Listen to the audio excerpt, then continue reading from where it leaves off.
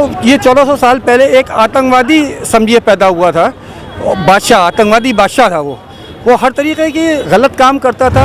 और जब हुकूमत अंग्रेज़ों की थी तब भी ताज़िया उठ रहा था, उसके बाद फिर जब आज़ाद हो गया तो उसके बाद भी जवाहरलाल नेहरू जी ने भी इसको उठाने के लिए कहा। नमस्कार, आदाब, सत श्री अकाल। ये जनता वंता आप देख रहे हैं, आपका जनता वंता में स्वागत है। आज हम आए थे दिल्ली के जामा मस्जिद पे। यहाँ लोग इमाम हुसैन का गम मना रहे हैं और उनके गम में डूबे हुए हैं।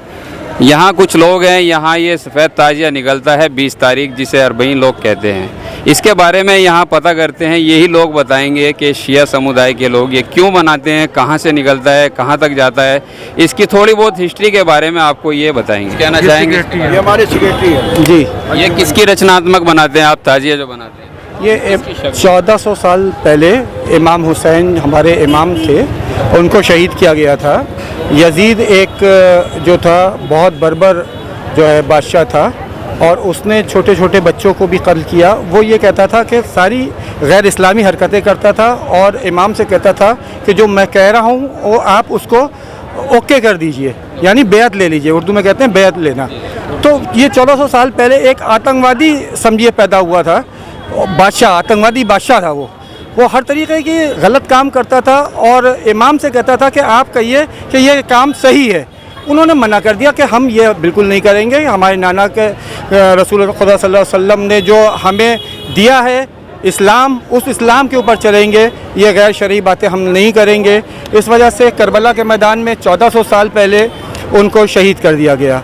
उनकी शहादत के बाद उनके लड़के सैयद सज्जाद और उनकी बहन ज़ैनब ने जो है ये बेड़ा उठाया कि आम आदमी तक अच्छाई और बुराई का फ़ैसला करवाएंगे, सबके सामने ये बात लेके जाएंगे कि इमाम हुसैन को क्यों शहीद किया गया। ये जो था ये क्या था, ये जो यजीद इस वक्त हुकूमत कर रहा है वो किस तरह की हुकूमत कर रहा है, वो क्यों इस तरीके की बात कर रहा है, वो हलाल को हराम, हराम को हलाल, ये सारी चीज़ें करना चाह रहा था। यानी अपने बल पे चलाना चाह अपने बल पे चलाना चाह रहा था। डिक्टेटरशिप जिसे कहते हैं, वो डिक्टेटरशिप कर रहा था, हुकूमत नहीं कर रहा था। तो हज़रत ज़ैनब इमाम सज्जाद ने ये एक तरीक़े से बेड़ा उठाया, और उन्होंने ही जो है तबलीग दीन का काम शुरू किया, जिसे मजलिस कहते हैं, मजलिस, और उसके बाद ताज़िया। और ताज़िया ये जो है ये शबी होती है इमाम हुसैन के रोज़े की। बहुत से लोग रोज़े पे जाते हैं, आशूर के दिन जाते हैं, चेलुम के दिन जाते हैं। जैसे अभी 10 लाख, 1 करोड़, 2 करोड़ कितने आ रही रिपोर्ट के वहाँ पर मोमिनीन जा रहे हैं, 10 करोड़ लोग हो गए हैं अब तक, वहाँ पे मोमिनीन जा रहे हैं ज़ियारत के लिए।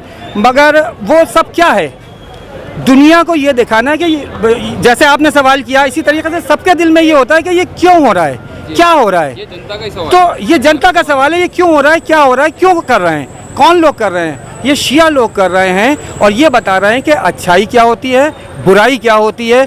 कभी भी अपना सर बुराई के आगे मत झुकाओ, चाहे भले ही आपका सर जो है कलम कर दिया जाए, आपको आपके बच्चे जो हैं, छोटे छोटे बच्चे जो हैं वो शहीद कर दिए जाएं, तो मगर आप जो है आप ये मत कर समझिए कि वो बड़ा आदमी है, बादशाह है, अगर वो कुछ कह रहा है तो बहुत अच्छा कह रहा है, आप उसके पीछे चल दीजिए। नहीं, ऐसा नहीं है।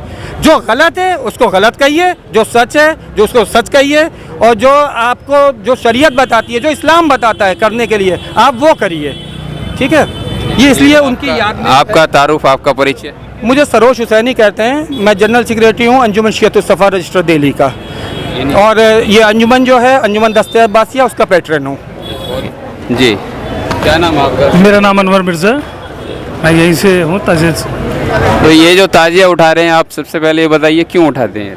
सर, ताजिया 200 साल हो चुके हैं इस ताजिए को। बीच में जब हुकूमत अंग्रेज़ों की थी तब भी ताजिया उठ रहा था, उसके बाद फिर जब आज़ाद हो गया तो उसके बाद भी जवाहरलाल नेहरू जी ने भी इसको उठाने के लिए कहा, और ये काफ़ी टाइम से अंदर से आ रहा है। मोहब्बत अली साहब थे जिन्होंने ताजिए की शुरुआत की थी, और ये ताजिया उड़ता हुआ आ रहा है आज तक सर। यानी अंग्रेज़ों के ज़माने से आ रहा है ये, तो इसका परमिशन हुआ था या फिर ऐसे ही चल रहा है? नहीं, परमिशन से चल रहा है आज तक, परमिशन के साथ चला है, परमिशन चल रहा है, और इस परमिशन के ही थ्रू हम लोग जाते हैं ताज़िया लेके आज।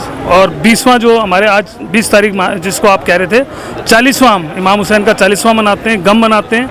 एक करबला के अंदर गम बन रहा है इस टाइम, हम दिल्ली में इसको गम मनाते हैं। करबला में जो होता है अरबईन, वो उसका बिल्कुल सेम। अब बिल्कुल सेम वो दिल्ली के अंदर भी ये चल रहा है संस्था है। तो ये आप रेडीमेड मंगाते हैं या फिर ये इसको ये घर के अंदर तैयार होता है, पूरा अपने हाथ से ये तैयार किया जाता है, पूरे अपने हाथ से इसको लेकर हम लोग यहाँ से चलते हैं। यहाँ से चलेगा, अभी हम 7 बजे तक जामा अजमेरी गेट पहुँचेंगे, फिर रात को हम करीबन 9:30 बजे जोरबाग करबला पहुँचेंगे ताज़िया लेकर। तो कहाँ से शुरू होता है ये कि आपका घर है या इमाम बाड़ा है, क्या चीज़ है वहाँ? अंदर इमाम बाड़ा बना हुआ है, मोहब्बत अली साहब का घराना है पुराना, काफ़ी टाइम से वो यहाँ रह रहे हैं, उन्होंने ही इसको जिम्मेदारी उठाई थी। 2 ताज़िए उन्होंने यहीं से, अरबीन का और इसका काला ताज़िया जो यहाँ से मासूम का यहीं से जाता है। इमाम हुसैन का कोई पैगाम देना चाहेंगे आप?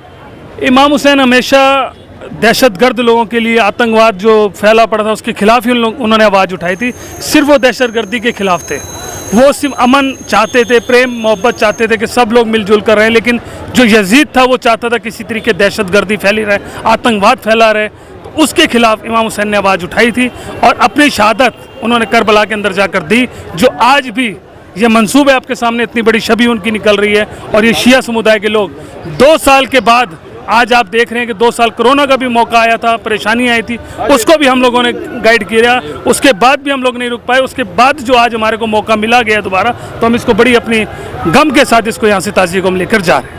आप कुछ कहना